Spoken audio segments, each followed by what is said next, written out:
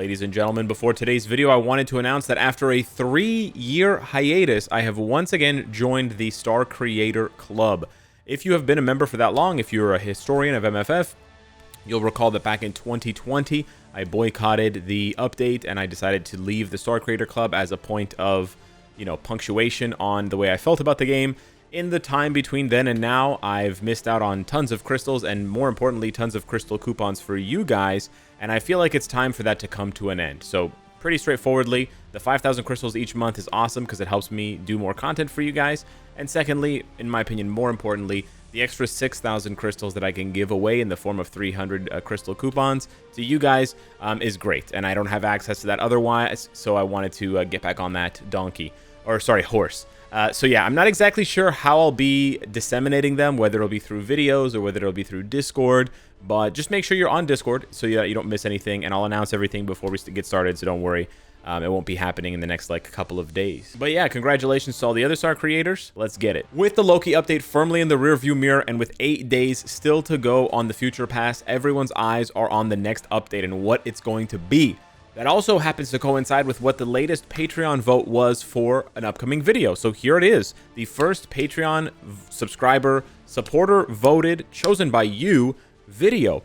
These are my 5 suggestions or sort of predictions for updates we could be seeing very, very soon at the end of 2023, at the beginning of 2024. And actually, if you go into the event token archive, you will see that we do have one final token, the pre-release event token, and it is a light shade of green. So with that light shade of green, let me introduce you to my first idea here, the Agents of Atlas. Now, I know this is not everyone's favorite group because they're very, very new. They don't have like a long storied history like the Avengers or the X-Men in the comics.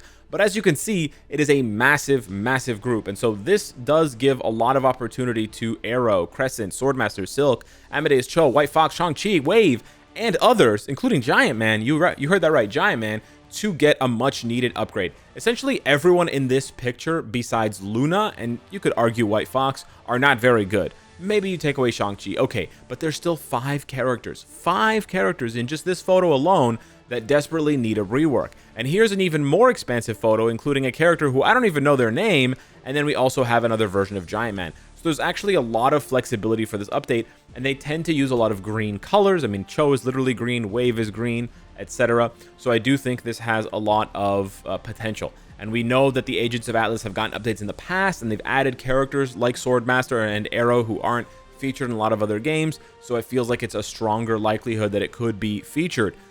For players looking forward to an update like this, you could absolutely see Silk getting a non-paywall uniform and maybe competing with Luna as a speed female hero, which would be really nice. You also have potential Shang-Chi tier 4 to compete with Moon Knight and Black Panther, or taking the turn and becoming a PvP centerpiece. And then you also have the much needed possibility of a Crescent tier 4. Crescent tier 4 particularly valuable as a combat female hero. We desperately need more of those, especially since we have 0 as tier 4s. It's actually crazy.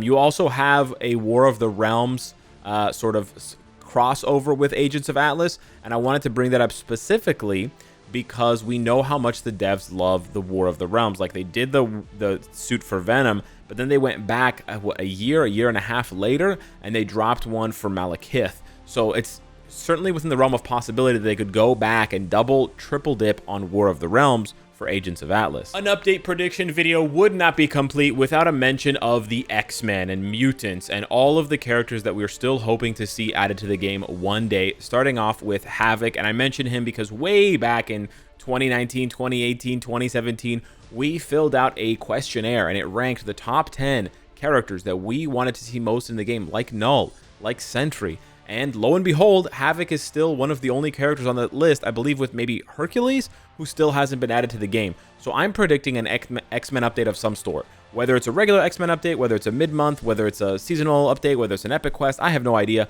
but I'm almost sure there will be one this year. And along with Havoc, there's so many other characters, but you could just take his brother Vulcan. You could take Longshot, who's also in Marvel Contest of Champions. Hell, you could take Warlock and Sunspot, who are also in Marvel Contest of Champions. There's so many characters. Hell, you could take Pyro, who's in Marvel Strike Force. There's so many mutants. Richter, Marrow, Warlock. We mentioned Warlock. Cannonball, Forge, there's just like dozens and dozens and dozens of mutants that they could add to the game. So it really just is a matter of when and not if. The next update that I see as a big time possibility for 2024 is the Inhumans, with literally nothing on the slate for the MCU, and considering that there's literally only one movie coming out this year, there are certainly Disney Plus shows, but literally nothing for the Inhumans. I think it's easily a good time for the devs to dip into the comics and bring to life a lot of these characters, especially when you look at how sad and sorry the state of Inhumans is right now. Look at this.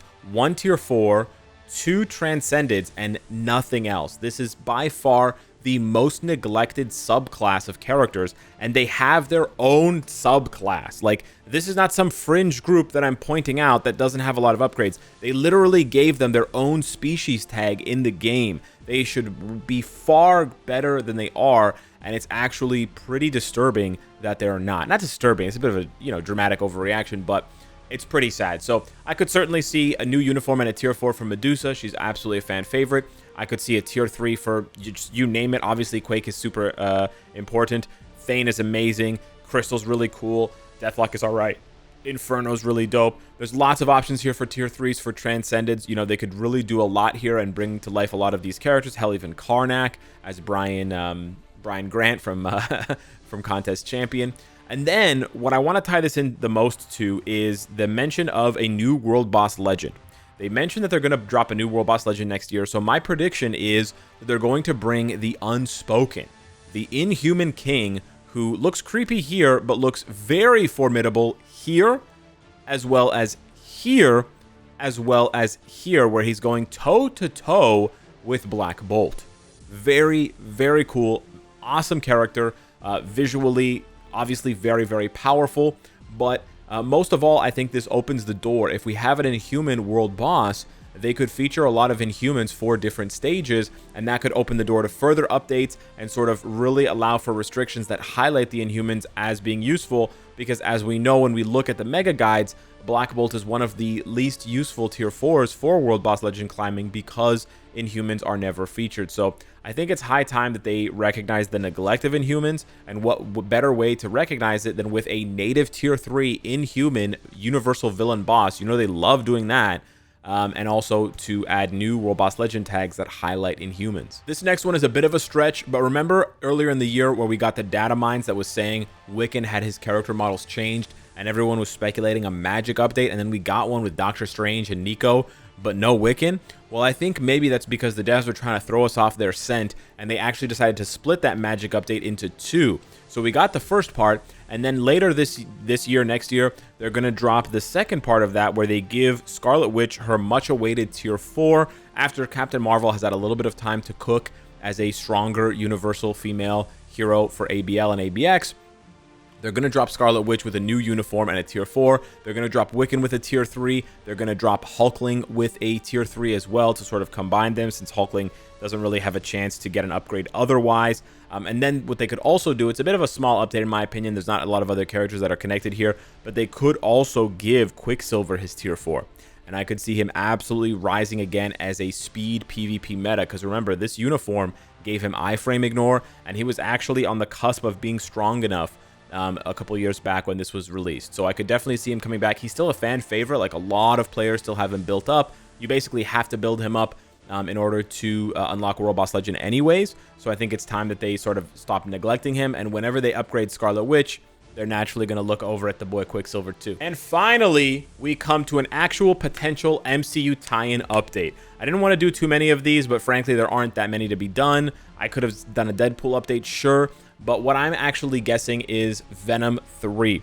It's tentatively slated for late next year, so we're talking 12 months from now in December of 2024, but I could certainly see the devs taking advantage of that movie's release and releasing an update that's not necessarily tying into the movie, because we know it's a Sony product and they don't necessarily want to advertise Sony products, but just to highlight how popular the symbiotes are and sort of try to leech some marketing off of the movie. So I could totally see a new uniform for Null as the first native tier 3 to get one. Could absolutely see a new uniform for Carnage and Venom, one or the other. But then there's also just tons of options here. Look, this is a uniform potentially for Toxin. This is one of his most popular looks, and this one is just amazing. Looks super cool. They dropped Toxin last year, certainly could justify giving him a tier 4 and a uniform. We also have, what is this, Riot, I believe, as a new character from Venom 2 or Venom 1. I can't remember. I think it was Venom 1. You also have, who is this? Oh, no, this is Toxin. No, this is Riot. Sorry, I get them confused all the time. This is Riot, and this is Riot as well. This is the comic version of Riot, and this is the movie version. I personally like the movie version a lot more. Or sorry, the comic version a lot more, but that's another option. And then you have someone like Hybrid, who's super cool that they could add. And they've added Scream, they've added Toxin, so there's no reason to think they won't add others. And then we could even get someone like Scorn. Imagine how cool these animations would look in-game with the chainsaw and the gun, now that we know that they can handle that with Ghost Rider. So yeah, symbiotes and humans, X-Men, and everything in between. Those are my predictions for 2024.